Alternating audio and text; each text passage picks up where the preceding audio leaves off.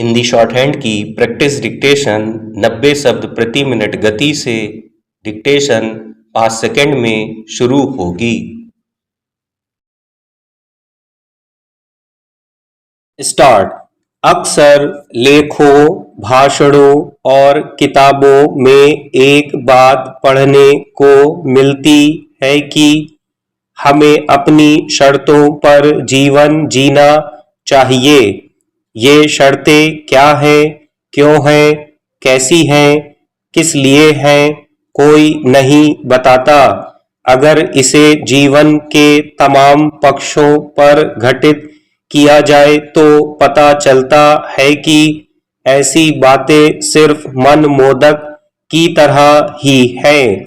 जैसे कि जिस किताब को आप पढ़ रहे हैं उसे किसी और ने लिखा है, किसी ने छापा है, लेखक ने अपनी पसंद की किताब लिखी है, या हो सकता है प्रकाशक ने लिखवाई हो, किसी वाणिज्यिक वेबसाइट या किसी दुकान से खरीदी गई है। यह ठीक है कि इसे पाठक की रुचियों के हिसाब से ही तैयार किया गया हो, लेकिन जरूरी नहीं कि सभी को पसंद आए। यानी कि जब हम इसे पढ़ रहे हैं तो रुचि अरुचि तो हो सकती है, लेकिन शायद वे शर्तें इस पर लागू ना हो जो हमारी हो। इसी तरह जब कोई कहीं भाषण देने गया है तो उसे किसी और ने बुलाया होता है। मंच किसी संस्थान का है, माइक किसी और का, कुर्सियों और पानी का इंतजाम भी। भाषण देने वालों में जो लोग होंगे वे भी वही नहीं बोलेंगे जो हम चाहते हैं। बोलने का समय कितना है इसे किसी और ने ही तय किया होता है। बोलने का विषय भी बताया गया है।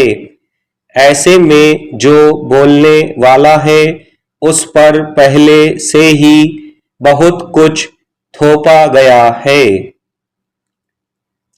अब कोई यह मान ले कि वह विषय से बाहर जाकर बोलेगा, जितने समय चाहे बोलेगा, मंच से नीचे आकर बोलेगा, तो क्या वाकई ऐसा हो पाएगा?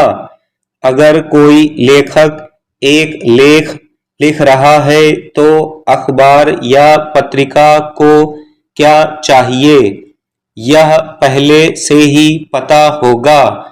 लेख कितने शब्दों का होगा, यह जानकारी भी अवश्य होगी। हालांकि कई बार लोग निर्धारित शब्दों से काफी कम या फिर काफी ज्यादा बड़ा लेख भेज देते हैं। इसके अलावा लेख में क्या हो, इसके मुकाबले क्या नहीं होना चाहिए, यह भी पता होना चाहिए। मगर वह कब छपेगा इसे कोई और ही तय करेगा। फिर जिस कागज पर छपेगा वह कहीं और से आया होगा। छापने के लिए जो स्याही इस्तेमाल हुई होगी वह भी किसी कंपनी की होगी।